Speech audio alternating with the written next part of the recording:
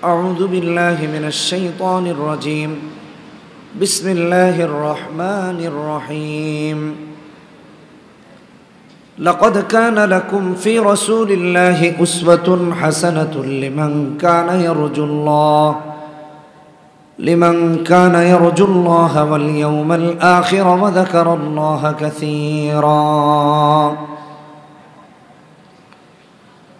وقال تعالى في شان حبيبه إن الله وملائكته يصلون على النبي يا أيها الذين آمنوا صلوا عليه وسلموا تسليما সবাই নামাজের দুরূদ পড়ি আল্লাহুম্মা সাল্লি আলা মুহাম্মাদ ওয়া আলা আলি মুহাম্মাদ কামা সাল্লাইতা আলা ইব্রাহিম وعلى آل إبراهيم إنك حميد مجيد اللهم بارك على محمد وعلى آل محمد كما باركت على إبراهيم وعلى آل إبراهيم إنك حميد مجيد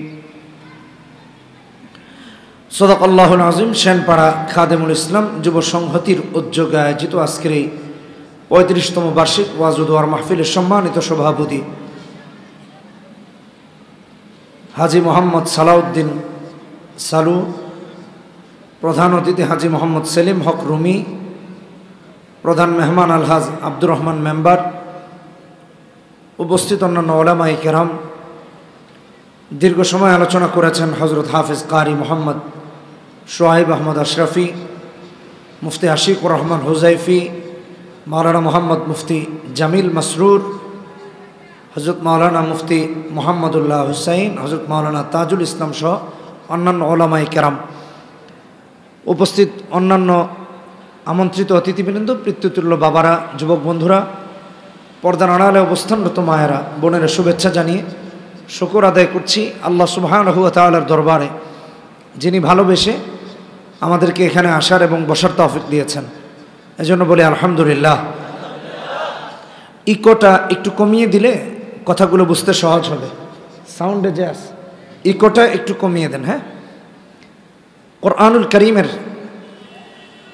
হালকা কমিয়ে দেন। হ্যাঁ, ঠিক আছে, চলবে। কোরআনুল কারীমের একটা আয়াত তিলাওয়াত করেছি, একটু মনোযোগ দিয়ে শুনতে হবে।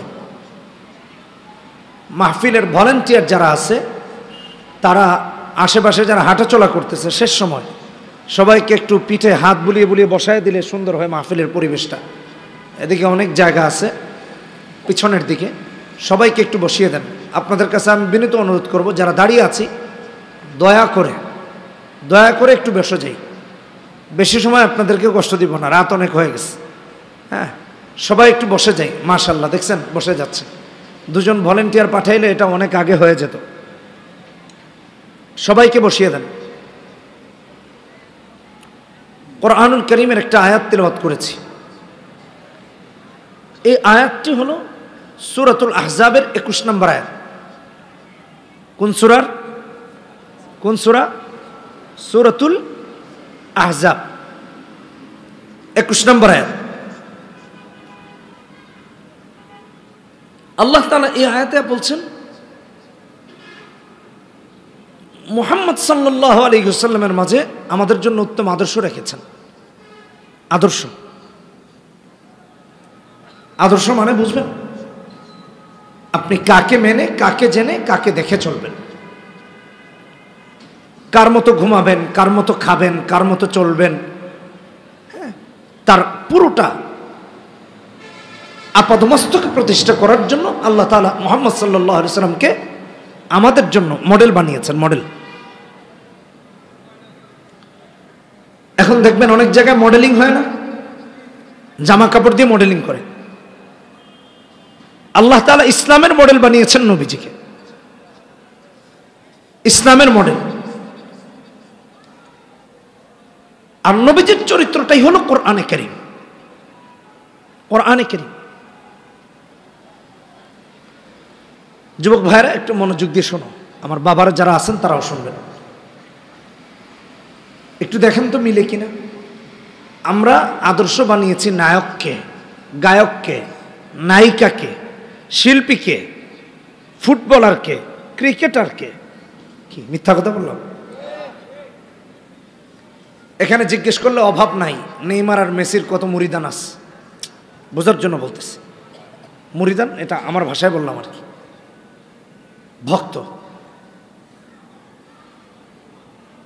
নেইমার যেমন করে চুল কেটেছে সেও তেমন করে চুল কাটে, মেসি যেরকম চুল রাখে সেও সেরকম রাখে।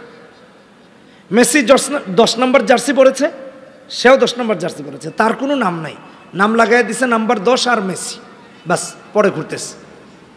ভালো করে একটু বোঝার চেষ্টা করেন। নেইমার যে জার্সি পরে সে সেই জার্সি পরে বোঝাচ্ছে আমি একজন নেইমারের ভক্ত, নাকি অন্য কিছু? হ্যাঁ, মেয়েরা নায়িকাদের চরিত্র গ্রহণ করতে উদ্বুদ্ধ হচ্ছে দিন দিন, মহিলারা, মায়েরা, মেয়েরা। অথচ আল্লাহ বলছেন লাকাদ কানা লাকুম ফি রাসূলিল্লাহি উসওয়াতুন হাসানাহ, নবী হলেন আমাদের আদর্শ। আমরা বানিয়েছি নেইমারকে, আমরা বানিয়েছি মেসিকে, আমরা বানিয়েছি নায়ককে, আমরা বানিয়েছি নায়িকাকে, আমরা বানিয়েছি ক্রিকেটারকে, আমরা বানিয়েছি ফুটবলারকে, এর একটার সাথে ইসলামের ন্যূনতম কোনো সম্পর্ক নাই। মুহাম্মদ সাল্লাল্লাহু আলাইহি ওয়াসাল্লাম হবেন আদর্শ, মডেল।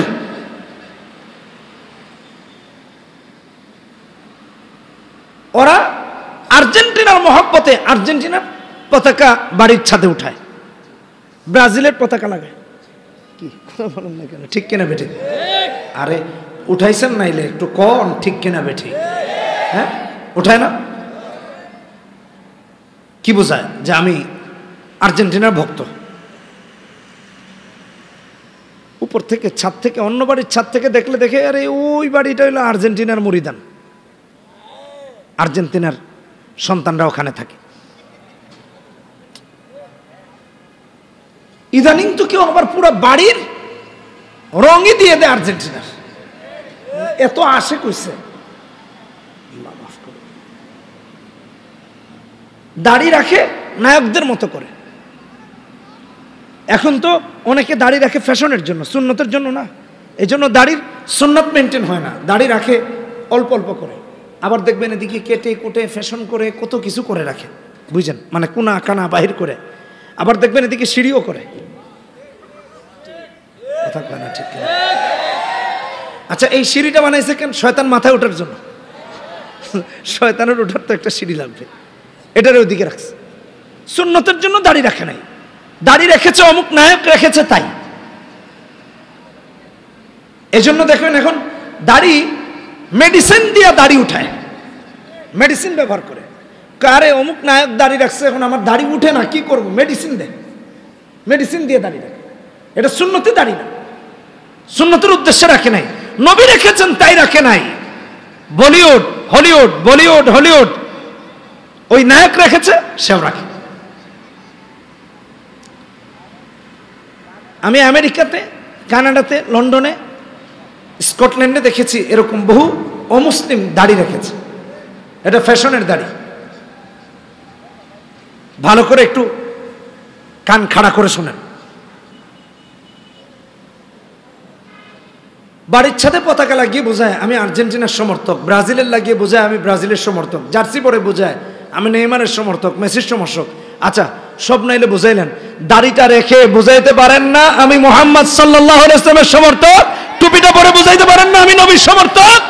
হ্যাঁ, ইসলামিক লেবাস লাগায় বুঝাইতে পারেন না আমি ইহুদি নাসারার সমর্থক না, আমি মুহাম্মাদের উম্মত? চিল্লা এখন ঠিক কিনা বেটি? উচিত ছিল তো আপনার আমার এটা বোঝানো। ইহুদি নাসারার সমর্থক বোঝাচ্ছেন, মুহাম্মদ সাল্লাল্লাহু আলাইহি ওয়াসাল্লামের সমর্থক নয় কেন? মুমিনকে তো আল্লাহ তাআলা নবীজির আদর্শ ধারণ করতে বলছেন, আপনি ধারণ করেছেন ইহুদি নাসারা। লাকাদ কানা লাকুম ফি রাসূলিল্লাহি উসওয়াতুন হাসানাহ, নবী হলেন মডেল, নবী হলেন আদর্শ। এজন্য আপাদমস্তক ইহুদি নাসারার সাজে সাজবে না, সাজবে মুহাম্মদ সাল্লাল্লাহু আলাইহি ওয়াসাল্লামের সাজে। এই মুনাফিকের কারণে আজকে তামাম পৃথিবীতে মুসলমানেরা মার খাচ্ছে। মুখে বলে মুসলমান, অন্তরে পুরাই বেঈমান, কুফরি রেখেছে। ইসলাম ভাল লাগে না, কোরআন ভাল লাগে না, দিন ভাল লাগে না, ইসলামী আইনও ভাল লাগে না।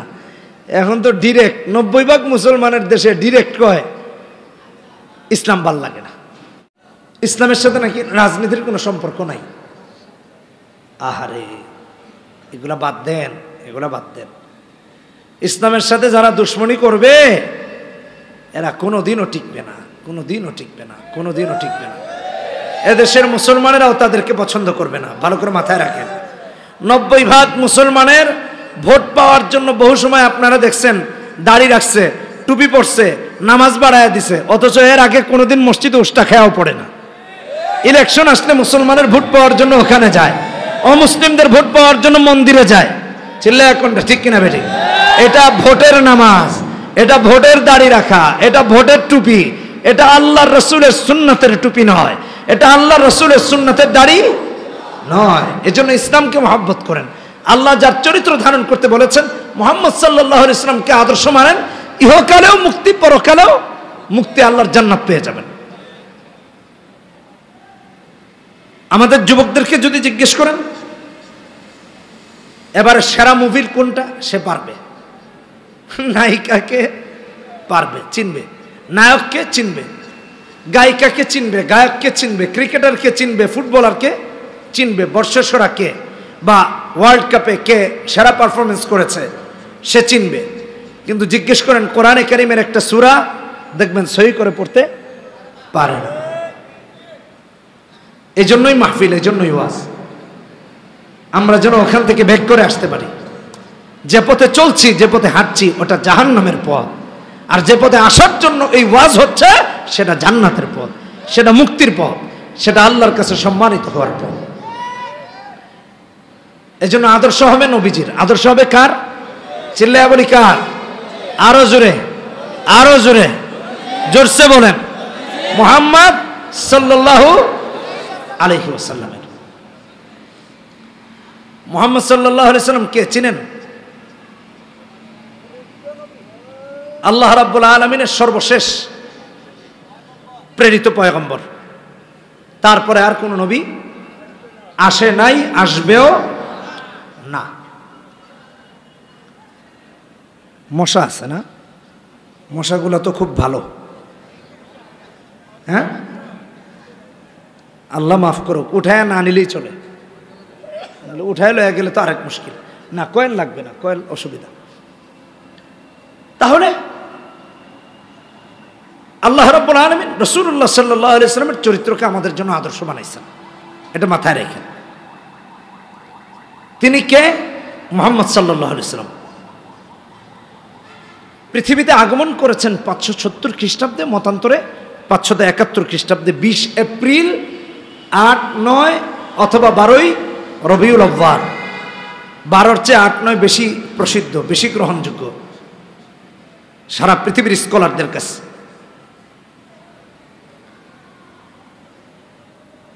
পৃথিবীতে আগমন করেছেন, মায়ের পেটে থাকা অবস্থায় বাবা মারা গেছেন। যারা আদর্শ ধারণ করবেন তারা চিনতে হবে না? কথা বলেন না কেন? চিনবেন না? একটু চেনেন। মায়ের পেটে বাবা মারা গেছেন, পৃথিবীতে আগমন করেছেন 6 বছরের মাথায় মাও মারা গেছেন। মা বাবা কেউ নাই, একজন নিরেট এতিম। আপনার আমার নবী, আপনার আমার হাবিব মুহাম্মদ সাল্লাল্লাহু আলাইহি ওয়াসাল্লাম 40 বছর বয়সে নবুয়তি পেয়েছেন। আল্লাহ নাজিল করেছেন, ইকরা বিসমি রাব্বিকাল্লাযী খালাক, খালাকাল ইনসানা মিন আলাক। অনেকে পারি সূরা আলাক। বিশ্বনবী মুহাম্মদুর রাসূলুল্লাহ সাল্লাল্লাহু আলাইহি ওয়াসাল্লাম কালেমার দাওয়াত দেওয়া আরম্ভ করলেন। যেহেতু 40 বছর বয়সে নবুয়তি পেয়েছেন, মানুষকে বলতে লাগলেন, ইয়া আইয়ুহান নাস কুলু লা ইলাহা ইল্লাল্লাহু তুফলিহুন।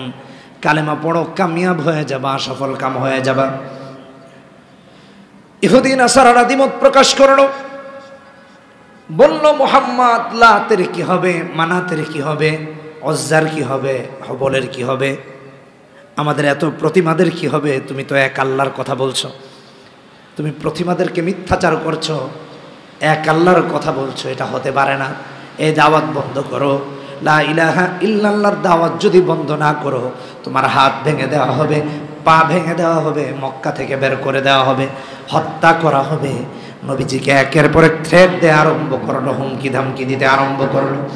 বিশ্বনবী মুহাম্মদুর রাসূলুল্লাহ সাল্লাল্লাহু আলাইহি ওয়াসাল্লাম উম্মতের এমন অবস্থা দেখে কাঁদতে আরম্ভ করেছেন। কারণ হলো, উম্মতকে তো কালেমার দাওয়াত দেন, জাহান্নামের আগুন থেকে যেন উম্মত মুক্তি পেয়ে যায়, একটা উম্মত যেন জাহান্নামে না যায়, এজন্যই তো কালেমার দাওয়াত দিচ্ছেন। বন্ধুগণ আমার, নবীজি দেখলেন উম্মতকে জাহান্নাম থেকে মুক্তির জন্য লা ইলাহা ইল্লাল্লাহর দাওয়াত দেই, আর এখন দেখা যায় ওই উম্মত তাদের নবীকে হত্যা করতে চায়, মেরে ফেলতে চায়, হাত ভেঙে দিতে চায়, মক্কা থেকে বের করে দিতে চায়। যে উম্মত তাদের নবীকে হত্যা করে, ওই উম্মত তো কখনো জান্নাতি হতে পারে না। উম্মতের এই অবস্থা দেখে নবীজি আরো কাঁদতেছেন যে আমার উম্মত তাদের নবীর প্রতি এত বিদ্বেষ রাখে যে আল্লাহ তো ওদেরকে এমনি জাহান্নামে দিয়ে দিবে। ভালো করে শুনে। শুধু তাই না, 2024 সালের কথা বলছি, আজও যারা ওই নবীর ওয়ারিস হক্কানি আলেমদের সাথে বিদ্বেষ রাখে, দুশ্মনী রাখে, দেখতে পারে না, অপছন্দ করে, তারাও জাহান্নামী, তারাও জাহান্নামী, তারাও জাহান্নামী। কারণ নবীর ওয়ারিস যেন তেন না, হক্কানি আলেম হইতে হবে। বুঝেন নাই? খালি লেবাস লাগাইলে আর পড়লে হবে না, দরবারি হলে চলবে না। দরবারি আছে না, দরবারে দরবারে ঘুরে অমুক মন্ত্রীর দয়ার জন্য, তমুক এমপির দয়ার জন্য, তমুক চেয়ারম্যান সাহেবের দয়ার জন্য, না, এটা না। হকের উপর থাকে, অর্থের কাছে নিজের ইমান বিক্রি করে না, এমনকি হক কথা নির্ভয়ে সব জায়গায় বলে। কথা বলেন না কেন? ঠিক কিনা বেঠিক? এখন তো আপনারা হক কথা কইতে দেন না। মসজিদে বললে হুজুরের চাকরি নেই, কথা কয় না। কয়েকদিন আগে দেখেছেন না, কয়েকদিন আগে আমি শেয়ার করেছি, এক খতিব সাহেব মসজিদে সুদের বিরুদ্ধে বক্তব্য দিয়েছেন। মসজিদ কমিটি খতিব সাহেবকে বলছে, হুজুর আগামী জুমা থেকে আপনি নতুন মসজিদ দেখেন। চিন্তা করেন, সুদের বিরুদ্ধে কথা বলা যাবে না। মসজিদ কার? সত্যি সত্যি আসলে? তাহলে ওইখানে গিয়ে এত বেটাগিরি দেখান কেন আল্লাহর ঘরে? ভালো করে শোনেন, আল্লাহর ঘরে কোরআনের কথা বলতে গেলে যে বাধা দেয়, প্রতিবন্ধকতা সৃষ্টি করে, ইমামকে চাকরিচ্যুত করে, তার তো মসজিদে থাকারই অধিকার নাই, তাকে মসজিদ থেকে বের করে দিতে হবে। কারণ আমার আল্লাহ কোরআনে কারিমে বলেছেন, সূরা বাকারা 114 নম্বর আয়াত, 17 নম্বর পৃষ্ঠা, হিফজুল কোরআন প্রথম পারা, ওয়ামান আযলামু মিম্মান মানা'a মাসাজিদাল্লাহি আইয়ুযকারা ফীহা ইসমুহু ওয়া সা'a ফী খারাবিহা উলাইকা মা কানা লাহুম আইয়াদখুলুহা ইল্লা খায়ফিন। যে খতিবকে সুদের বিরুদ্ধে কথা বলতে দেয় না, ঘুষের বিরুদ্ধে কথা বলতে দেয় না, হক কথা বলতে দেয় না, মাদকের বিরুদ্ধে কথা বলতে দেয় না, আল্লাহর কথা আল্লাহর ঘরে বলতে দেয় না, তার মসজিদে আসার কোনো অধিকার নাই, তাকে মসজিদ থেকে বের করে দিতে হবে। আল্লাহ তারে জালেম বলছেন। আল্লাহ তারে কি বলছেন? জালেম। ওমান আযলামু মিম্মান মানা'a মাসাজিদাল্লাহ। এটা আমার বক্তব্য না, এটা কোরআনে কারীমের বক্তব্য। আচ্ছা রাখেন, এটা প্রবেশ যদি করতে হয় তাওবা করতে হবে। মা কানা লাহুম আইয়াদখুলুহা ইল্লা খায়ফিন। যতক্ষণ তাওবা করে ভীত সন্ত্রস্ত হয়ে না আসবে, ততক্ষণ মসজিদের দরজা তার জন্য বন্ধ। কথা চিল্লা এখন ঠিক কেন বেঠিক? যে আল্লাহর বিধানের বিরোধিতা করে আপনারা মসজিদে আসতে কেটা কইছে? আপনার তো ইমানই নাই। আগে ইমান আনেন, ভয় করেন আল্লাহকে, তারপরে ঢুকেন। বিধান হলো এটা, মনে থাকবে তো ইনশাআল্লাহ। আল্লাহ রাব্বুল আলামিন এই বিধান কোরআনে হাকিমে দিয়েছেন, এটা আপনার আমার বানানো কোনো বিধান না। যেই কথা বলতেছিলাম নবীজির, কালেমার দাওয়াত দেওয়া শুরু করছেন, কাফের বেঈমানরা নবীজিকে বাধা দেওয়া শুরু করছে। কয় মুহাম্মদ কালেমার দাওয়াত দেওয়া যাবে না, ইসলামের দাওয়াত দেওয়া এই উঠাউঠি করো কেন? পোলাপান মানুষ, এদের কি ডায়াবেটিস আছে নাকি? আল্লাহ তাআলা তাই মুহাম্মদ সাল্লাল্লাহু আলাইহি সাল্লামকে দায়িত্ব দিয়েছেন কালেমার প্রচারের, তিনি প্রচার করেছেন, ভয় পান নাই। আবু তালেব অভিভাবক, নবীজির গার্ডিয়ান। নবীজি কাঁদতে কাঁদতে বাড়িতে আসছেন, আবু তালেব দেখছেন, কারণ নবীজির বাবা মারা যাওয়ার পর দাদা ছিলেন গার্ডিয়ান, দাদাও নাই, আবু তালেব চাচা হয়েছেন অভিভাবক, গার্ডিয়ান। আবু তালেব ডেকে বলেন, ভাতিজা আমার, কান্না কেন করছ, চোখে পানি কেন?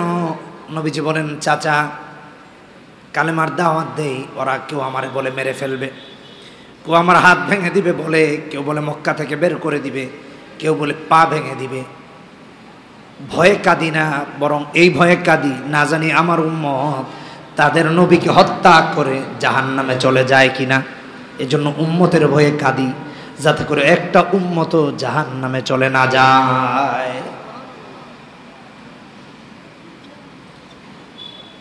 দালাইলুন নবুওয়া লিল বাহকি দ্বিতীয় খণ্ড 341 নম্বর পৃষ্ঠায় আসছে, ভালো করে শুনুন। আবু তালেব কয়, মুহাম্মদ, কে তোমার হাত ভাঙবে, কে তোমার পা ভাঙবে, কে তোমাকে বলছে মক্কা থেকে বের করবে, কে তোমার হাত ভাঙবে? আমি আবু তালেব যতদিন মাটির উপরে আছি, মানে আমার এখনো দাফন হয় নাই, বললে তো দাফন করবে, তার মানে আমি যতদিন মাটির উপরে আছি ততদিন পর্যন্ত কেউ তোমাকে গালি দেওয়া, মারা, হাত ভাঙা, পা ভাঙা, মক্কা থেকে বের করা, এগুলো তো দূরের কথা, ওরা তোমার কাছেও ভিড়তে পারবে না। আল্লাহু আকবার বলে। এটা কে বলেছেন? একজন কাফের, আবু তালেব। যাও ভাতিজা ইসলামের দাওয়াত দাও, কোরআনের দাওয়াত দাও। আবু তালেব ইসলামের সহযোগিতা করেছেন, কাফের হয়েও ইসলামের সহযোগিতা করেছেন। আর আজকালকের কিছু মুনাফিক এলাকায় এলাকায় বাড়ি বাড়ি তৈরি হয়েছে, এরা নাম মুসলমানের, মুসলমান দাবি করে ইসলামের ক্ষতি করে, ইসলামী আইন চায় না, কোরআনী আইন চায় না, চায় না হক্কানি আলেমদের সাথে থাকতে, বরং তাদের বিরোধিতা করে। আল্লাহরে ভয় করেন, আল্লাহকে ভয় করেন।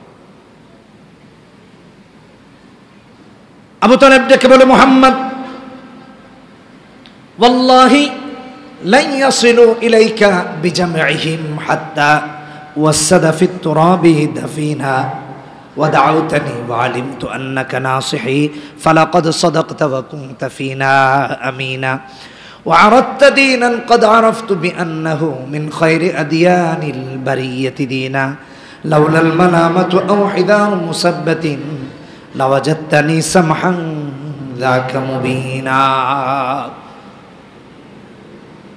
আবু তালেব বললেন, মুহাম্মদ, ইসলামের দাওয়াত দাও, কোরআনের দাওয়াত দাও। আমি যতদিন মাটির নিচে না যাব ততদিন পর্যন্ত কেউ তোমার কোনো কিছু করতে পারবে না। শুধু তাই না ভাইয়ারা আমার, আবু তালেব বলে, তুমি আমারে দাওয়াত দিয়েছো, ওয়ারাদতা দীনান ক্বাদ আরাফতু বিআন্নাহু মিন খায়রি আদিয়ানিল বারিয়াতি দীনা। মুহাম্মদ রে, তুমি আমার সামনে যে ধর্ম উপস্থাপন করেছো, অর্থাৎ ইসলাম, তামাম পৃথিবীতে যত ধর্ম আছে সমস্ত ধর্মের মাঝে সেরা হলো ইসলাম। একজন কাফেরের বক্তব্য। আর আমরা মুসলমান হয়ে ইসলাম ভাল লাগে না, কোরআনের আইন ভাল লাগে না। আল্লাহ হেদায়েত দান করুন। এই জন্য বন্ধুগণ আমার, আবু তালেব যে কাফের ছিলেন একটু দেখেন। মুসলিম শরীফের 141 নম্বর হাদিসের মধ্যে এসেছে, আবু তালেব যখন মুমূর্ষ অবস্থায় মৃত্যুর বিছানায় শুয়ে আছে, নবীজি অস্থির হয়ে কান্না করতেছেন, চোখ দিয়ে পানি পড়তেছে, যে আহারে, যে চাচা আমাকে ইসলামের জন্য এত সাহায্য করেছেন, তিনি আজকে বেঈমান হয়ে মারা যাবেন, এটা তো হতেই পারে না। নবীজি কান্না করেন, ওদের দয়া মায়া হয় না, ওরা নবীজিকে চাচার কাছে যেতে দেয় না, কয় মুহাম্মদ দূরে থাকো, এই জন্য বলে, যাতে করে নবীজির দাওয়াত পেয়ে আবু তালেব যেন মুসলমান না হয়ে যান, এজন্য যাইতে দেয় না। নবী কাঁদছেন তো কাঁদছেন, কাঁদছেন তো কাঁদছেন। মুহাম্মদ সাল্লাল্লাহু আলাইহি ওয়াসাল্লামের কান্না দেখে এক পর্যায়ে নেতাদের দয়া হলো। আবু জাহেল আবু লাহাবদের। ওরা কয় ঠিক আছে যাও তোমার চাচার সাথে কথা বলো। নবীজি চাচার কাছে গেলেন। মুসলিম শরীফের 141 নম্বর হাদিসে আসছে, নবীজি আবু তালেবের কাছে গিয়ে বলেন, ইয়া আম্মি কুল লা ইলাহা ইল্লাল্লাহ কালিমাতান আশহাদু লাকা বিহা ইনদাল্লাহ। চাচা আমার, আপনি শুধু একবার লা ইলাহা ইল্লাল্লাহ পড়েন, কিয়ামতের দিন আপনার পক্ষে আমি মুহাম্মাদুর রাসূলুল্লাহ সাক্ষী দিব। সুবহানাল্লাহ। আবু তালেব জাহান্নামকে গ্রহণ করলেন, কালেমা গ্রহণ করলেন না, বেঈমান হয়ে মারা গেলেন। কারণ আশেপাশে যে সমস্ত নেতা, ওরা কয় খবরদার আবু তালেব ইসলাম গ্রহণ করো না, বাপ দাদার ধর্মে কলঙ্ক লেপন করো না, ইসলাম গ্রহণ করা যাবে না, লাত মানাত উজ্জা হবলকে অপমান করা যাবে না। এই জন্য কালেমা গ্রহণ করেন নাই, বেঈমান হয়ে মারা গেছেন। নবীজি চাচার জন্য কাঁদেন, এই কথা ভেবে ভেবে যে যেই চাচা আমাকে এত সহযোগিতা করেছেন তিনি আজকে বেঈমান হয়ে মারা গেলেন, আরে জাহান্নামী হয়ে যাবেন, এর চেয়ে কষ্টের কিছু হতে পারে না। অথচ চাচা আমাকে ইসলামের জন্য কতই না সাহায্য করেছেন, আমার সেফটি সিকিউরিটির কথা নিজের কাঁধে নিয়ে নিয়েছেন, আর বলেছেন আমি জীবিত থাকতে তোমার কেউ কোনো কিছু করতে পারবে না, কালেমার দাওয়াত দাও, ইসলামের দাওয়াত দাও। বন্ধুগণ আমার, নবীজি কান্না করেন আবু তালেবের মৃত্যুর পর, কাঁদতেছেন, কাঁদতে কাঁদতে ঘর থেকে বের হয়েছেন। আমার আল্লাহ দেখেন তার হাবিব কান্না করে। বন্ধুর কান্না তো আল্লাহ কখনো সহ্য করতে পারবেন না, ঠিক কিনা বেটি? আল্লাহ রাব্বুল আলামিন আয়াত নাযিল করে দিয়েছেন সূরাতুল কসাস 56 নম্বর আয়াতে। আমার আল্লাহ বলেন, ইন্নাকা লা তাহদি মান আহবাবতা ওয়ালাকিন্নাল্লাহা ইয়াহদি মান ইয়াশা। ও আমার হাবিব, আপনি আবু তালেবের ইসলাম গ্রহণ না করার জন্য কান্না করছেন, শুনে রাখেন হেদায়েত তো আপনার কাছে দেওয়ার মালিক আপনি না। কথা কোন ঠিক কিনা বেটি? হেদায়েত দেওয়ার মালিক হলাম আমি আল্লাহ। আমি আল্লাহ যারে চাই তারে হেদায়েত দেই, আর আমি আল্লাহ যারে হেদায়েত দেই না, তামাম পৃথিবী মিলেও তারে হেদায়েত দেওয়া যায় না। কান্না বন্ধ। লা তাহদি মান আহবাব। আপনি মোহাব্বত করেন দেখে যে সে মুসলমান হয়ে যাবে তা না, হেদায়েত পাবে তা না। একমাত্র আমি যদি কবুল করি তাহলে হেদায়েত পাবো। এই জন্য ভাইরা আমার, মাহফিল হবে, ওয়াজ হবে, হেদায়েত দেওয়ার মালিক কে? বলেন কে? এই যে আপনি আর আমি এখানে আসছি, কথা বুঝছেন? আপনি আর আমি যে এখানে আসছি, আমাদের এই আশাটা যদি আল্লাহর জন্য হয়, কথা বুঝছেন? এখন তো মাহফিলে সার্কাসও হয়, সার্কাসও কি আজব আজব কাহিনী হয়। যিনি নামের আগে মুফাসসির লেখা, মাহফিলে গিয়ে ফাইজলামি করে, কোরআন হাদিসের কথা নাই, পুরা সময় খালি দুষ্টামি। এটার সাথে তাফসিরের মাহফিলের কোনো সম্পর্ক নাই, ওটা বিনোদনের জগৎ, ওটা মাহফিল না। আর কিছু শ্রোতা যায়ও ওইগুলো দেখতে, কোরআন হাদিসের কথা শুনতে না। এই যে আমরা যারা এখানে আসছি, আমাদের যদি নিয়ত থাকে আল্লাহকে খুশি করার জন্য, ইসলামকে মানার জন্য আসছি এখানে, চাইলে আল্লাহ হেদায়েত দিয়ে দিবেন। এটা আমার কথা না, আমি আপনাদেরকে উদাহরণ দিই কোরআন থেকে। একটা কোরআনে একটা সূরা আছে, সূরা শুরা, শুআরা আছে, আর একটা শিন আইন রা দিয়া, আর একটা হলো শিন ওয়াও রা দিয়া, শুরা। ভালো করে বুঝেন। 25 নম্বর পারা হিফজুল কোরআনের 2য় পৃষ্ঠা থেকে শুরু হয়েছে, হামিম আইন সিন কফ। 13 নম্বর আয়াত, শেষের অংশ। আমার আল্লাহ শেষের অংশে বলেন, আল্লাহু ইয়াজতাবি ইলাইহি মান ইয়াশাউ ওয়া ইয়াহদি ইলাইহি মান ইউনিব। ভালো করে শুনুন, আল্লাহ হেদায়েত দেন দুই ভাবে। একটা হলো আল্লাহ মনোনীত, যে আমি হেদায়েত দিব, হেদায়েত দিয়ে দিবেন, এটা একটা। এটা আল্লাহ প্রদত্ত। বলেন কি কি? আল্লাহ প্রদত্ত, সিদ্ধান্ত নিয়েছেন আল্লাহ।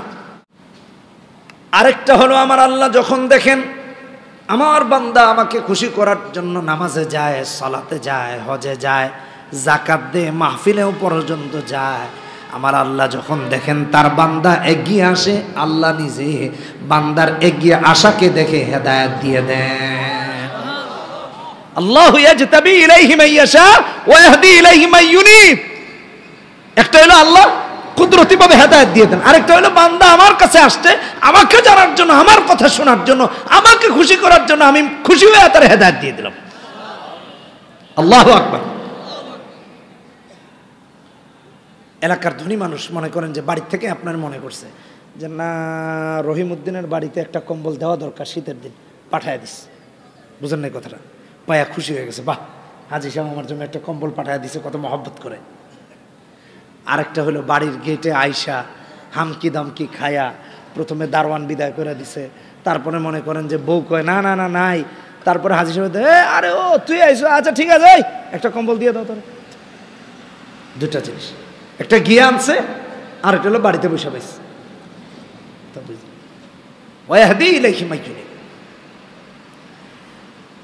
হাকিম আখতার রহমতুল্লাহ আলাইহি একটা কিতাব লিখেছেন দার্দে মোহাব্বত, ভালো করে শোনেন। তিনি একটা উদাহরণ দিয়েছেন, এক ব্যক্তি ভালো মানুষ ঋণগ্রস্ত হয়ে গেছে, ঋণগ্রস্ত হয়ে গেছে, ঋণ দিবে কেমনে? তার ইচ্ছা আছে। এখনকার মানুষের তো ঋণ নিলে আর দেওয়ার ইচ্ছা নিলে আর এর মহাকাশে খুঁজেও পাওয়া যায় না, কথা কোন ঠিক কিনা বেটা? ঘরের মধ্যে বাথরুমের ভিতরে দরজা লাগায় বসে থাকে, তাও ক জামাই নাই, পাঠায়। এক লোক টাকা ঋণ নিছে, এখন আর যে ঋণ দাতা সে আর তারে খুঁজে পায় না। ফোন দিলেই কয় বরিশাল, ফোন দিলেই কয় খুলনা, ফোন দিলেই কয় ঢাকা, বুঝেন নাই? আর কাশপুর আর খুঁজে পাওয়া যায় না। এখন হঠাৎ একদিন ঋণ দাতা যে আর ঋণ গ্রহীতা যে দুইজনই কক্সবাজারের অটোতে দুইজনই ঘুরতেছে, হঠাৎ করে পিছনের রিক্সায় ঋণ দাতা যে ঋণ দিছে আর ঋণ গ্রহীতা সামনের রিক্সায়, কই আরে এইখানে ফোন লাগাইছে, কিরে সলিমউদ্দিন কি খবর? ভালো ভাই, আপনার টাকাটা তো দেওয়ার জন্য আমি খুব, কিন্তু দুঃখজনক হইল কেন আমি কুয়াকাটা আসছি। আছে কই? কক্সবাজার। কই আছে? কুয়াকাটা। ঋণ দাতা কই এই তো পাইছি। কয় ভাই আমিও কুয়াকাটা। কয় আপনি কুয়াকাটা কই? কয় কুয়াকাটা তোর পিছনের রিক্সায়। আহাম্মক তাকায় দেন, অথচ দুইজনই কই? কক্সবাজার। ভালো করে বুঝছেন, এগুলা চলতেছে এখন। ঋণ নিলে আর দিতে চায় না, আহারে, অথচ আরেকজনের হক মাইরা দিয়া মসজিদে গিয়া সিজদা দিতে দিতে কপাল ঘা করে ফেলতেছে। আল্লাহর কসম এই লোক জান্নাতে যেতে পারবে না, কারো হক মেরে জান্নাতে যাওয়া যায় না, যায় না, যায় না। এখন আবার আমাদের এলাকায় কিছু মানুষ আছে এরকম, বনের সম্পদ মেরে দেয়, কথা কোন ঠিক কিনা বেটে? ভাইয়েরা বনের সম্পদ মেরে দিয়া সিজদায় পড়ে কয় আল্লাহ জান্নাত দাও। কেমনে সম্ভব? আগে বনের সম্পত্তি হিসাব নিকাশ করো, এগুলো দাও। এগুলা খালি বনের না, বনেরও সম্পদ, তোমার ভাগনা ভাগ্নিদেরও সম্পদ, কথা কোন ঠিক কিনা বেটে? মায়ের হলে ওরা পাবে না, তো এগুলো মারতেছেন কেমনে? আল্লাহর কাছে জবাবদিহিতা করা লাগবে, হিসাব নিকাশ ক্লিয়ার করেন, কখনো জান্নাতে যাওয়া যাবে না। আচ্ছা ভাইয়ের আমার, এই কথা কোত্থেকে আসছে? হ্যাঁ না, আসছে তো কোরআন হাদিস থেকে। কোন কথা বলতেছিলাম? কথা বলেন না কেন? হেদায়াত, হেদায়াত, হেদায়াত। হেদায়াতের দুইটা সুরত বুঝাইতে চাচ্ছিলাম। একটা হচ্ছে রবের দিকে আগায় গেলে রব হেদায়াতকে আগায় দেন, যা তোরা হেদায়াত দিয়ে দিলাম। দর্দে মোহাম্মদ হাকিম আখতার রহমতুল্লাহ আলাইহি এই কথা লিখেছেন। তো এক ব্যক্তি ঋণগ্রস্ত, তার ঋণ দেওয়ার ইচ্ছা আছে কিন্তু সে উপায় পাচ্ছে না, পেরেশান, যেন আমার ঋণ দিতেই হবে। শুনছে কয়েকশো কিলোমিটার দূরে, কয়েকশো মাইল দূরে এক ধনী ব্যক্তি আছে, বুঝছেন কথাটা? তার কাছে গেলে সে দান করে, সে সৎকা করে, তাহলে একটু তার কাছে যাই। তার কাছে গেছে, এত জায়গা পাড়ি দিয়া ক্লান্ত, মুসাফির মানুষ, যেতে যেতে ক্লান্ত, এতদিন লাগিয়ে, আগে তো এত যানবাহন ব্যবস্থা এত ভালো ছিল না, গিয়ে তার এলাকায় ঢুকে শুনে হাজী সাহেব মারা গেছে, যার কাছে আসছে তিনি মারা গেছেন। এত কষ্ট করে আসলো, তিনি আর বেঁচে নাই, কাঁদতেছে, আল্লাহ আমি আমার ঋণটা কেমনে দেব? আমি তো সর্বোচ্চ চেষ্টা করছি, আল্লাহ অন্তত পক্ষে সদকা নিয়ে গিয়েও যেন মানুষের ঋণটা পরিশোধ করতে পারি, এত কষ্ট করলাম, শত শত মাইল দূরে আসলাম। কাঁদতেছে, কাঁদতে কাঁদতে কাঁদতে কাঁদতে মসজিদে ঢুকছে। মসজিদে ঢুকে মানুষ যখন কান্না করে দেখবেন তখন দুর্বল হয়ে যায়। বাচ্চারা দেখবেন কাঁদতে থাকলে এক পর্যায়ে ঘুমায় যায়। আপনি যদি ওরা রেখে দেন এক জায়গায়, কাঁদতে কাঁদতে দেখবেন ঘুমায় গেছে। হাকিম আখতার রহমতুল্লাহ এরপর লিখেন, অনেক সময় বাচ্চারা ঘুমায় না বিছানায়। এই যারা বাপ হয়েছেন একটু শুনেন, পর্দার আড়ালে যে সমস্ত মায়েরা শুনতেছেন ভালো করে শুনেন। একটা আমল মনে পড়ছে, এটা বইলা যায়। অনেক সময় বাচ্চারা ঘুমায় না, মারা বাবারা হুজুরদের কাছে পাঠায় যে হুজুর একটু ফু দিয়ে দিন, আমার ছেলে তো ঘুমায় না, রাত 3টা পর্যন্ত জাগ না, 2টা পর্যন্ত জাগ না। হাকিম আখতার রহমতুল্লাহ আলাইহি লিখেন, কেউ যদি ইয়া লতিফু ইয়া লতিফু ইয়া লতিফু ইয়া লতিফু ইয়া লতিফু ইয়া লতিফু ইয়া লতিফু, এটা আল্লাহর গুণবাচক একটা নাম লতিফ। ইয়া লতিফু এটা 7 বার পড়ে বাচ্চাকে ফু দে, আল্লাহ চাইলে তারে কুদরতিভাবে ঘুম পাড়ায় দিবেন। এটা একটা আমল, হাকিম আখতার রহমতুল্লাহ আলাইহিও তার কিতাবে লিখেছেন। তো যাই হোক, মসজিদে গেছে, ক্লান্ত, দেহ ক্লান্ত, গিয়া কাঁদতে কাঁদতে এই কষ্টে যে এত দূরে আসলাম, আল্লাহ আমি আমার ঋণগুলা কেমনে দিব, চেষ্টার তো কোনো ত্রুটি নেই। কাঁদতে কাঁদতে কাঁদতে কাঁদতে কাঁদতে কাঁদতে সফরের ক্লান্তি আর ঘুমের কান্নার ক্লান্তি দুটা মিলে ঘুমায় পড়ছে। ঘুমের মধ্যে স্বপ্ন দেখতেছে, ভালো করে শোনেন, স্বপ্ন সবার দলিল না, নবীদের স্বপ্ন ছাড়া কোনো স্বপ্ন দলিল না, ভালো করে বুঝে নেন। আমাদের স্বপ্ন 3 রকম হয়।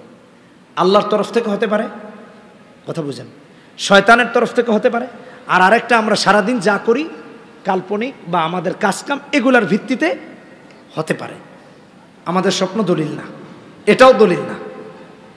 তবে এই ভদ্রলোক ঘুমিয়েছে, ঘুমিয়ে স্বপ্ন দেখতেছে যে তার ঘরের মাটি খুঁড়ে তার পূর্বপুরুষ কিছু সম্পদ গচ্ছিত রেখে গেছেন। ঘুমের মাঝে স্বপ্ন দেখতেছে, আল্লাহ দেখাইছেন। স্বপ্নে দেখতেছে যে এত সম্পদ এখানে আছে যে এইগুলো বিক্রি করে তার ঋণ পরিশোধ করেও তার কাছে আরো টাকা থাকবে। স্বপ্নে দেখে তো আশ্চর্য গেছে, আরে এটা কি স্বপ্ন দেখলাম, তাও কত মাইল দূরে এসে এটা কি স্বপ্ন দেখলাম। আবার ঘুম থেকে উঠে বাড়ির দিকে রওনা করছে, গিয়ে সত্যি সত্যি স্বপ্নে যেরকম দেখেছে ওই জায়গা ঘুরতে ঘুরতে দেখে সত্যি সত্যি একটা পাত্রের মাঝে কিছু গচ্ছিত সম্পদ রাখা। সুবহানাল্লাহ। এটা নিয়ে বিক্রি করে তার ঋণ পরিশোধ করে দিয়েছে। আমি কি বুঝাইতে চাইলাম, হাকিম আখতার রহমতুল্লাহ আলাইহি বুঝাইছেন তার চেষ্টার কোনো ত্রুটি ছিল না। চেষ্টা করে এত চেষ্টা করছে যে শত শত মাইল দূরে চলে গেছে তার ঋণ পরিশোধের জন্য। ভালো করে বুঝেন, ভালো কাজের জন্য আল্লাহ তার প্রতি ইহসানের হাত বাড়াইয়া দিয়েছেন, তার রাস্তা খুলে দিয়েছেন। সুবহানাল্লাহ। আমরা যখন আল্লাহর জন্য আগে আসবো, আল্লাহ আমাদের জন্য পথ খুলে দিবেন। কথা বলেন ঠিক কিনা বেঠিক? আরেকটা হলো আল্লাহর স্পেশাল, এটা ভালো করে শুনেন। আবু বকর সিদ্দিক রাদিয়াল্লাহু তাআলা আনহু আল্লাহ প্রদত্ত, আল্লাহ মনোনীত হেদায়েতে ভূষিত। এজন্য দেখেছেন আবু বকর সিদ্দিক রাদিয়াল্লাহু তাআলা আনহু মেরাজের পরে কাফেররা গিয়া কয়, আবু বকর তুমি কোন মোহাম্মদ, এই পাগলের শেষ, এই পাগলের পাল্লায় পড়ছো, তোমার মতো ভালো মানুষটা নবীজির অনুসরণ শুরু করছো, মোহাম্মদ এবার পাগল লোক এই সেই নবীজির বিরুদ্ধে কত কথা কয়। কেন কি হয়েছে? কয় মোহাম্মদ কই কি নাকি বাইতুল মুকাদ্দাসে চলে গেছে, কি নাকি মেয়ারাজ করছে, আল্লাহর সাথে দেখা, কি নাকি রে এরা, নাউজুবিল্লাহ। নবীজির ব্যাপারে যত খারাপ করে বলা যায় বলছে। আবু বকর সিদ্দিক বললেন, এটা কি নবীজি বলেছেন? কয় হ্যাঁ, মুহাম্মদ সাল্লাল্লাহু আলাইহি ওয়াসাল্লাম কইছে। কয় তাইলে সত্য। সুবহানাল্লাহ কইলেন, সুবহানাল্লাহ কইলেন না? ইমানটা কি করা দেখছেন? এবার আসেন, ইমান গ্রহণ করলেন কেমনে? বন্ধুগণ আমার, সাইয়্যিদুনা আবু বকরের যখন বয়স 38, নবীজির বয়স 40, কালেমার দাওয়াত দিয়েছেন বন্ধু আবু বকরকে, যে আবু বকর পড়ো লা ইলাহা ইল্লাল্লাহ। আবু বকর নবীকে বলে, মাদ্দালিল আলা মা তাদঈয়া মুহাম্মদ, মুহাম্মদ তুমি যে দাবি করলা নবী, নবী, আর তুমি যে বললা লা ইলাহা ইল্লাল্লাহ, এক আল্লাহ ছাড়া আর কোনো ইলাহ নাই, দলিল কি? কারণ আমরা তো লাতরে মানি, মানাতরে মানি, উজ্জারে মানি, হবলরে মানি, 360টা প্রতিমা মানি, হাজার হাজার প্রতিমা মানি। তুমি কি বললা এক আল্লাহর কথা, দলিল কি? নবীজি দলিল দিয়েছেন কি কি একটু দেখেন, একটু আগে যেতে হবে আমাদেরকে। নবীজির বয়স যখন 18, আবু বকর রাদিয়াল্লাহু তাআলা আনহুর বয়স তখন 16। 2 বছরের ছোট। হযরত আবু বকর গেলেন শামে ব্যবসার কাজে, বাণিজ্যিক কাজে। গিয়ে তিনি একটি স্বপ্ন দেখলেন। স্বপ্নের ব্যাখ্যা জানার জন্য একজন পণ্ডিতের কাছে গেলেন, ধর্মীয় গুরু। ধর্মীয় গুরু স্বপ্নের ব্যাখ্যা বলল, ইউবাসু নাবিয়্যুম মিন কওমিক তাকুনু ওয়াজিরুহু ফি হায়াতিক ওয়া তাকুনু খলিফাতুহু বা'দা ওয়াফাতিক। আবু বকর রে, তুমি যে স্বপ্ন দেখেছ, এই স্বপ্নের ব্যাখ্যা হলো তোমার কওম থেকে একজন নবী প্রেরিত হবেন। নবীর জামানায় তুমি হবা মন্ত্রী, আর নবীর ইন্তেকালের পরে তুমি হবা প্রধানমন্ত্রী। আমি যুগের ভাষা ব্যবহার করছি, কারণ নবীর ইন্তেকালের পরে প্রধান খলিফা কে? হযরত আবু বকর, খলিফাতুল মুসলিমিন, রাষ্ট্রপ্রধান। 16 বছর বয়স মাত্র আবু বকরের তখন। আবু বকর চিন্তা করলেন, এই বেটার মনে হয় মাথা ঠিক নাই, কি কয় না কয়, একজন নবী নাকি আসবে, আর আমি নাকি হব মন্ত্রী, আর নবী মরের পরে নাকি আমি হব প্রধানমন্ত্রী, এটা কি কয় না কয়। এই কথা যদি মানুষেরও কই, মায়ের একটাও মাটিতে পড়বে না। স্বপ্ন রাখ। ফাআসাররাহা আবু বকর মিনাল কায়নাতি কুল্লিহা। আবু বকর এই স্বপ্নের কথা এই দুনিয়ার কাউরে আর বলেন নাই, কারণ তার কাছেই মনে হয়েছে এটা একটা হইল কিছু, এটা রাখেন। আচ্ছা ভাই, আবু বকর সিদ্দিক রাদিয়াল্লাহু তাআলা বয়স মাত্র 16 তখন। আমার বয়স মনে করেন যে এখন যাই আছে। আমি যদি বলি যে আগামীর প্রধানমন্ত্রী আমি, আপনারা কইবেন এই হুজুর ছাড়া আর কাউরে পাইল না দাওয়াত দেওয়ার। হুজুরে তো এখানে না আইনা আগে পাবনা পাঠান দরকার ছিল। বুঝলেন না? কথাটা তো এমনই হতো। আবু বকর সিদ্দিককে বলা হচ্ছে তিনি এটা হবেন। আশ্চর্য হয়ে গেছে। আবু বকর বলেন, আমি এই স্বপ্নের কথা আমার বাবাকেও বলি নাই, মাকেও বলি নাই, দাদাকেও বলি নাই, দাদিকেও বলি নাই, ছেলেকেও বলি নাই, মেয়েকেও বলি নাই, দুনিয়ার কাউরে আর বলার প্রয়োজনই মনে করি নাই। গোপন রাখছেন। স্বপ্ন গোপন রাখতে রাখতে বয়স হয়ে গেছে 38। কত কত? 16 দুগুণে 32। 16 বছর বয়সে স্বপ্ন দেখেছেন, তাই না? তাহলে 32 যদি হয়, আর 6 হলে কত হয়? 38। 16 আর 6 কত? 28। 28 না? কত? ও আচ্ছা, 22। কথা বুঝলেন? 22 বছর পরের কথা। এই 22 বছরে কোনোদিন আবু বকর এই স্বপ্নের কথা কাউকেই বলেন নাই। নবীজি আবু বকরকে বললেন, আবু বকর পড়ো লা ইলাহা ইল্লাল্লাহ। আবু বকর বলে, মাদ-দালিলু আলা মা তাদঈ মুহাম্মদ, তুমি যে দাবি করলা এক আল্লাহ, দলিল কি? আবু বকর সঙ্গে সঙ্গে জবাব দেন, আর রুয়াল্লাতি রাআইতা বিশাম। আবু বকর রে, 16 বছর বয়সে শামে গিয়ে তুমি যেই স্বপ্ন দেখেছিলা, ওই স্বপ্নটাই হলো আমি নবী হওয়ার দলিল। আরে আর জোরে কর না আল্লাহু আকবার। 22 বছর আগে যে স্বপ্ন দেখেছেন, যে স্বপ্ন কাউকেই বলেন নাই, এই স্বপ্নই হলো আমি নবী হওয়ার দলিল। আবু বকর সঙ্গে সঙ্গে বলে, মুহাম্মদ আমার বুঝে হয়ে গেছে, এই স্বপ্নের কথা আমি আমার বাবাকে বলি নাই, মাকে বলি নাই, দাদাকে দাদিকে তথা এই দুনিয়ার কাউকে বলি নাই। তুমি মুহাম্মদ যদি আল্লাহর সত্য রাসূল না হতে কখনোই এই স্বপ্নের কথা বলতে পারতে না। আমাকে পড়ায়া দাও লা ইলাহা ইল্লাল্লাহু মুহাম্মাদুর রাসূলুল্লাহ। পড়ি লা ইলাহা ইল্লাল্লাহ। লা ইলাহা পড়ে, ইল্লাল্লাহ পড়ে, সঙ্গে সঙ্গে মুসলমান হয়ে গেছে। কালেমা পড়ে মুসলমান হয়ে গেছে। চিন্তা করছেন কেমন মুসলমান? আর এমন ঈমান আনছেন যে পৃথিবীতে আবু বকরের ঈমান একদিকে, तमाम পৃথিবীর মানুষের ঈমান আরেকদিকে। সুবহানাল্লাহ। এটা কার প্রদত্ত? আল্লাহ প্রদত্ত। শয়নে স্বপনে, কষ্টে সুখে দুঃখে সর্বাবস্থায় নবীজির পাশে ছিলেন, সর্বাবস্থায়, জীবনের শেষ নিঃশ্বাস ত্যাগ পর্যন্ত। আল্লাহ আমাদেরকে হযরত আবু বকরের মতো মুমিন হওয়ার তৌফিক দান করুন। নবী হবেন আমাদের আদর্শ। আবু বকর সিদ্দিকের আদর্শ নবীজি, ওমর রাদিয়াল্লাহু তাআলা আনহু, অন্যান্য সাহাবায়ে কেরাম রিদওয়ানুল্লাহি তাআলা আলাইহিম আজমাইন, সবার আদর্শ মুহাম্মদ সাল্লাল্লাহু আলাইহি ওয়াসাল্লাম। যুবক ভাইরা রে আমার, ইসলাম গ্রহণ করেছি আল্লাহর রহমত, নবীকে অনুসরণ করলে নবীর সাথে হবে জান্নাত। কথা কোন ঠিক কিনা বেঠিক? যারা নেইমারকে পছন্দ করে, মেসিকে পছন্দ করে, আর্জেন্টিনাকে পছন্দ করে, ব্রাজিলকে পছন্দ করে, তোমাকে যদি জিজ্ঞেস করা হয় তোমার কিয়ামতটা ব্রাজিলের সাথে হোক, তুমি চাও কিনা? কইব না।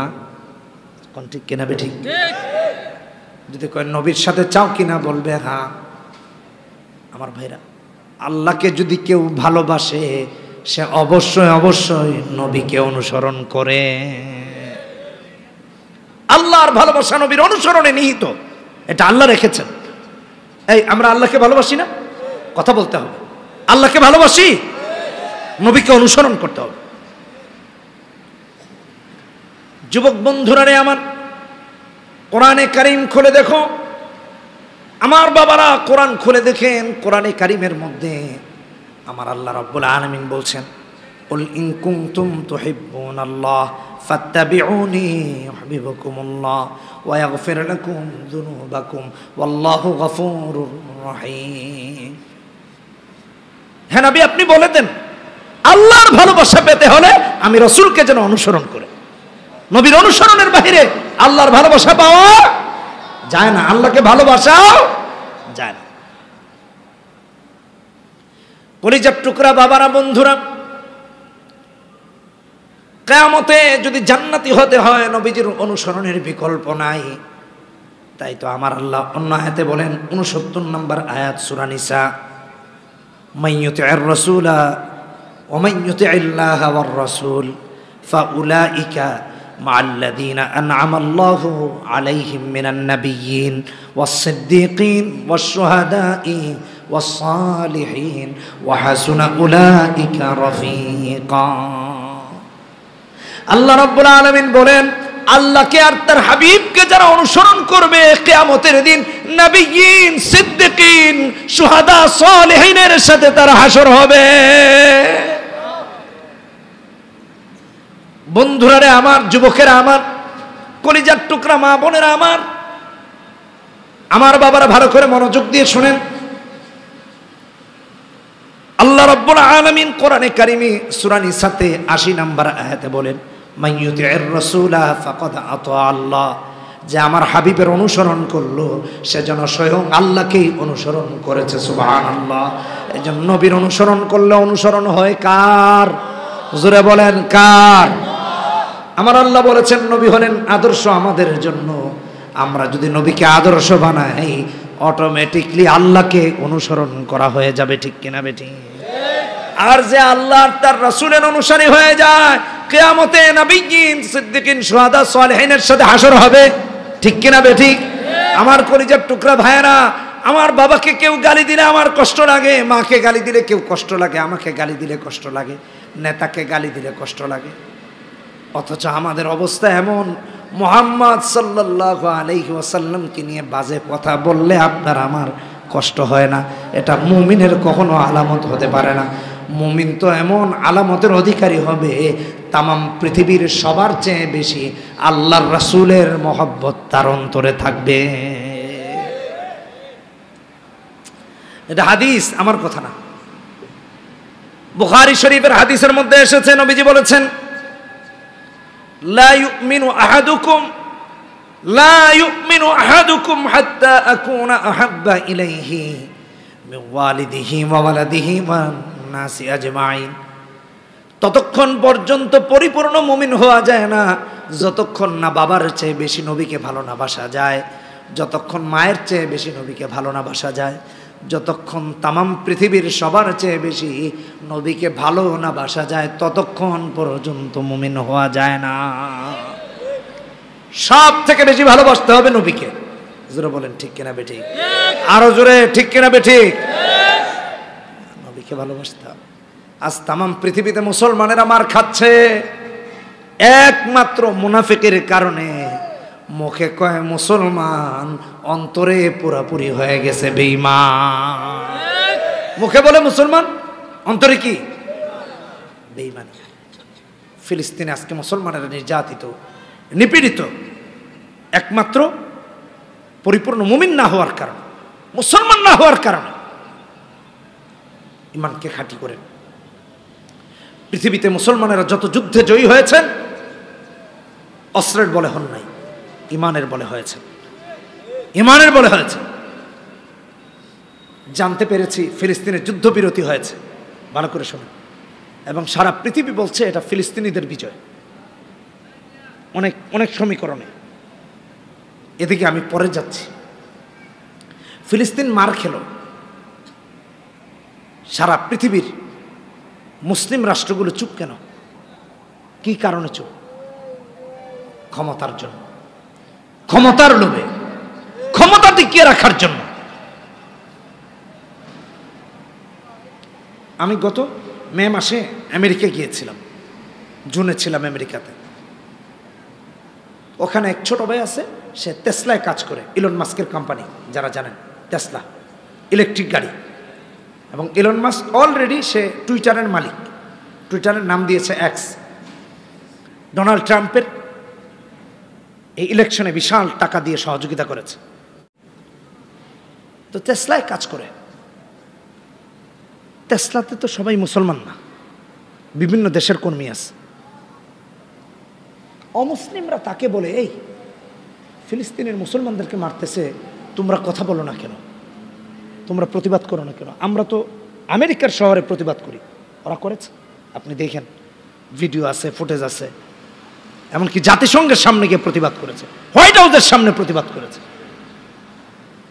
ফিলিস্তিনিদের পক্ষে। অমুসলিমরা, ইহুদিরা, নাসারারা, খ্রিস্টানরা, ওরা বলে তোমরা প্রতিবাদ করো না কেন? তোমরা কি মেনে নিছো যে ফিলিস্তিন শেষ? মুসলিমদেরকে বলতেছে। তাহলে সৌদি কথা বলে না কেন? মিশর কথা বলে না কেন? কুয়েত কথা, জর্ডান কথা বলে না কেন? বুঝেন নাই কথা? মিশর কথা বলে না কেন? দুবাই কথা বলে না কেন? সবাই চুপ কেন? চুপ হলো মুনাফিকের কারণে। কথা বলেন কিসের কারণে? মুনাফিকের কারণে। যদি ইসলাম এবং মুসলমানদের প্রতি ভ্রাতৃত্ববোধ থাকতো, তাহলে প্রত্যেকটা দেশ বলতো এই যুদ্ধ বন্ধ করো, নয়তো পুরো তামা তামা বানিয়ে দেওয়া হবে। ওরা যদি বলতো তোমরা ইসরায়েলকে অস্ত্র দিচ্ছ, তোমরা গোলা বারুদ দিচ্ছ, তোমরা ট্যাঙ্ক পাঠাচ্ছ, তোমরা সৈন্য দিচ্ছ, মুসলিম রাষ্ট্রগুলো যদি বলতো তোমরা যদি ইসরায়েলকে সাহায্য করো, আমরা ফিলিস্তিনের পক্ষে আছি, অস্ত্র দিব, গোলা বারুদ দিব, সৈন্য দিয়ে সাহায্য করব, দেখতেন যুদ্ধ 24 ঘন্টার মধ্যে থেমে যেত। ওরা আরো দালালি করেছে ইহুদি নাসারা, নিজের ক্ষমতা টিকানোর জন্য। এই জন্য ইমানকে মজবুত করতে হবে, মুনাফিকি বের করে দিতে হবে। দিলে মুনাফিকি রাখা যাবে না। মনে থাকবে তো ইনশাআল্লাহ। আদর্শ কাকে বানাবো? আদর্শ মুহাম্মদ সাল্লাল্লাহু আলাইহি ওয়াসাল্লাম। আমাদের আদর্শ কে? জোরে বলি, জোরে বলি, আরো জোরে। মনে থাকবে তো? আজকের মাহফিলের এটাই বয়ান। আমাদের আদর্শ হবেন নবীজি সাল্লাল্লাহু আলাইহি ওয়াসাল্লাম, বাস শেষ, আর কেউ না। আল্লাহ আমাদের সবাইকে কবুল করুন। রাজি আছি না? হাত তুলে আল্লাহকে দেখা দিই, বলি হে আল্লাহ, ওয়াদা করছি যতদিন বেঁচে থাকবো কোরআন সুন্নাহ মানবো, নবীকে আদর্শ বানাবো। হে আল্লাহ, আমাদেরকে তৌফিক দান করুন। জোরে বলি আমিন। হাত নামাই, পড়ি আস্তাগফিরুল্লাহ, ইন্নাল্লাহা গফুরুর রহিম। লা ইলাহা ইল্লাল্লাহু মুহাম্মাদুর রাসূলুল্লাহ।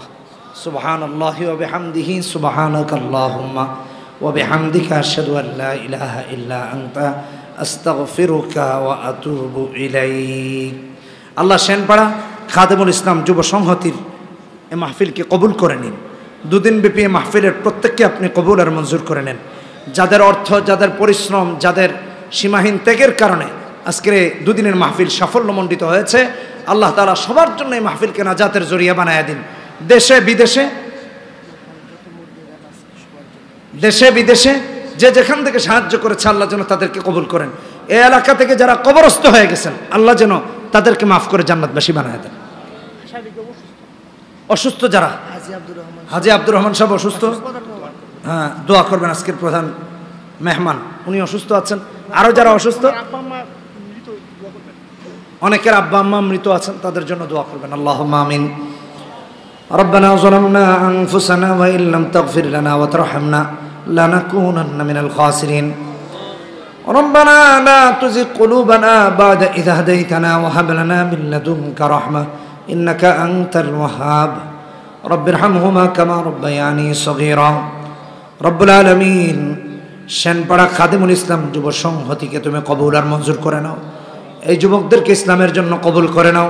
যে সকল মুরব্বীদের পৃষ্ঠপোষকতায় আজকের মাহফিল হয়েছে আল্লাহ তাদেরকে কবুল করে নাও।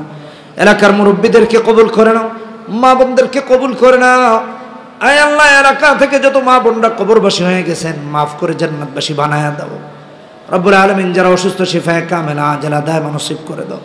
বিপদগ্রস্ত যারা বিপদ মুক্ত করে দাও, ঋণগ্রস্ত যারা ঋণ মুক্ত করে দাও, সমস্যাগ্রস্ত যারা সমস্যা মুক্ত করে দাও। রব্বুল আলামিন আমরা তোমার দরবারে হাত তুলে দোয়া করতেছি। আল্লাহ, আমাদের যাদের বাবা মা বেঁচে আছেন এক হায়াত দিয়ে দাও, হায়াতে তৈয়বা দিয়ে দাও। সন্তানদেরকে মা বাবার খেদমত করার তৌফিক দিয়ে দাও। রব্বুল আলামিন আমাদের যাদের ছেলে মেয়ে হয়েছে নেককার দিনদার বানায় দাও। আল্লাহ, ডানে বামে মুরব্বীদেরকে অতিথিদেরকে নিয়ে হাত তুলেছি, যাকে তোমার পছন্দ হয় তার দিকে দেখে আমাদের মাহফিলকে তুমি কবুল আর মঞ্জুর করে না। এলাকার আলেমদেরকে একার নেক বানায় দাও, হক্কানি বানায় দাও। আল্লাহ, কোরআন সুন্নাহ থেকে যে কথাগুলো শুনেছি নবীজির আদর্শের ব্যাপারে, আল্লাহ আমাদেরকে নবীর আদর্শ বানাও। ইহুদি নাসারার আদর্শ থেকে আমাদেরকে হেফাজত করো। ইহুদি নাসারার আদর্শ থেকে আমাদেরকে হেফাজত। দাড়ি সুন্নতি রাখার তৌফিক দিয়ে দাও, সুন্নতি লেবাস পরার তৌফিক দিয়ে দাও, আপাদ মস্তকে সুন্নত কায়েম করার তৌফিক দিয়ে দাও। আল্লাহ, বেডরুম থেকে পার্লামেন্ট পর্যন্ত সুন্নত কায়েম করার তৌফিক দিয়ে দাও। কোরআন সুন্নাহ মোতাবেক চলার তৌফিক দিয়ে দাও। রাষ্ট্রকে পরিচালনা করার তৌফিক দিয়ে দাও। রব্বুল আলামিন আমরা যেন তোমার দরবারে হাত তুলেছি, দয়া করে অনুগ্রহ করে জিন্দগির তামাম গুনাহ মাফ করে দাও। এই মাহফিল কিয়ামত পর্যন্ত চালু রাখার ব্যবস্থা করে দাও। আল্লাহ, কম থেকে বেশি পর্যন্ত যারা টাকা পয়সা দিয়েছে প্রত্যেকের সাহায্য সহযোগিতাকে তুমি কবুল আর মঞ্জুর করে নাও। আল্লাহ, অসুস্থ আব্দুর রহমান সাহেব তুমি কবুল আর মঞ্জুর করে নাও, তারে শেফা দিয়ে দাও। আরও যারা যেখান থেকে দোয়া চেয়েছে প্রত্যেকের নাম মনে নাই, প্রত্যেকের সমস্ত নেক উদ্দেশ্যকে তুমি কবুল আর মঞ্জুর করে নাও। আল্লাহ, আমার কিশোর বন্ধুরা সামনে বসা, যুবক বন্ধুরা সামনে বসা, বাবার বয়সী মুরব্বীরা বসা, প্রত্যেকের নামগুলো জান্নাতের সর্দার হযরত হাসান আর হুসাইনের কাতারে তুমি লিপিবদ্ধ করে দাও। রব্বানা তাকাব্বাল মিন্না ইন্নাকা আনতাস সামিউল আলিম ওয়া তুব আলাইনা ইয়া মাওলানা ইন্নাকা আনতাত তাওয়াবুর রহিম। সুবহান রাব্বিকা রাব্বিল ইজ্জাতি আম্মা ইয়াসিফুন ওয়া সালামুন আলাল মুরসালিন ওয়ালহামদুলিল্লাহি রাব্বিল আলামিন বিহাক্কি কালিমাত তাইয়্যিবা লা ইলাহা ইল্লাল্লাহু মুহাম্মাদুর রাসূলুল্লাহ।